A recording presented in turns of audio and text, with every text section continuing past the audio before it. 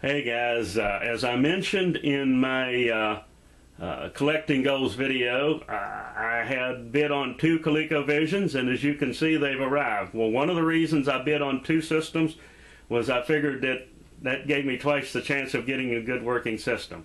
Unfortunately, that's the way it's worked out, because this system works very good, but the other system, when I can get it to come up, I can play the game, but there's garbage on the screen, and it's the kind of garbage that you get when you got a dirty cartridge. Well, the cartridges work fine on this system, and I've tried multiple cartridges, so that's not the problem. The problem is either the connector itself or the connection between the connector and the motherboard.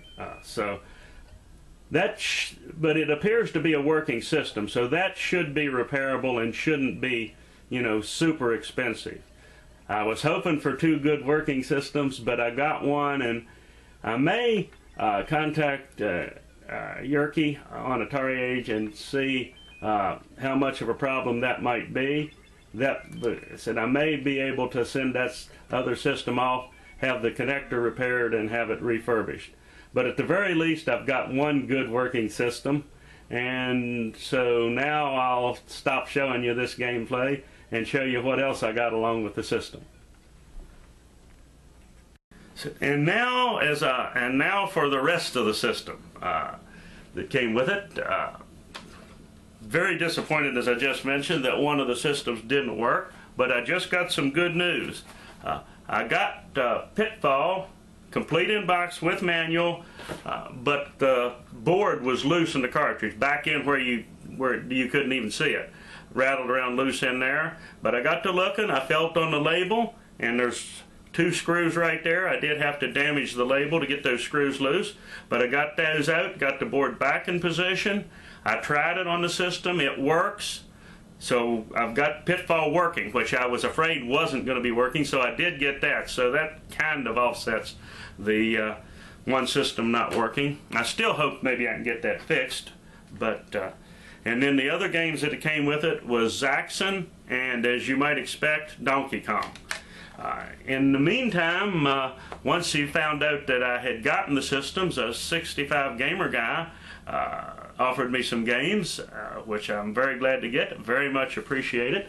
And those games are Congo Bongo, Rock and Rope,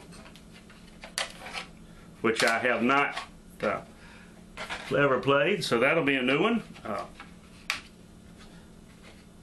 Smurf Rescue in Gargamel's Castle, just played that a little bit, looks to be a kind of interesting game. Donkey Kong Jr. and Burger Time.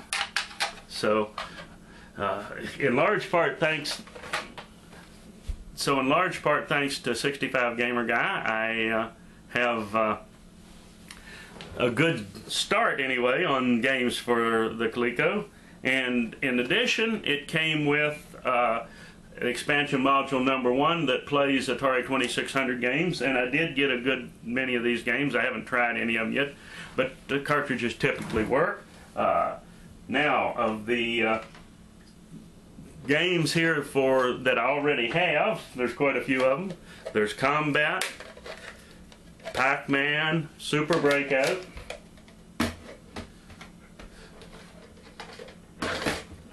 don't fall down. Well, it fell down. Chopper Command, Demon Attack. Well, why don't I just throw it on the floor? River Raid, Circus Atari, 2 copies of Frogger, both with messed up labels.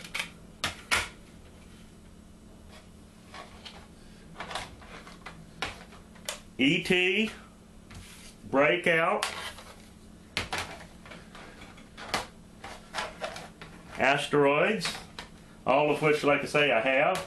And then the games that I don't have, Asteroids. I thought you said you had Asteroids. Well, I did, but this is the Sears version. So, you know, from a collecting standpoint, now I have the Atari version and the Sears version. Doesn't matter that much to me, because I'm more of a player than a collector, but it doesn't hurt to have a little bit like that every once in a while. And these are the games that I don't have until now. Riddle of the Sphinx, Atlantis, from US Games, Towering Inferno, and now the Activision games that I don't have: Grand Prix, Oink,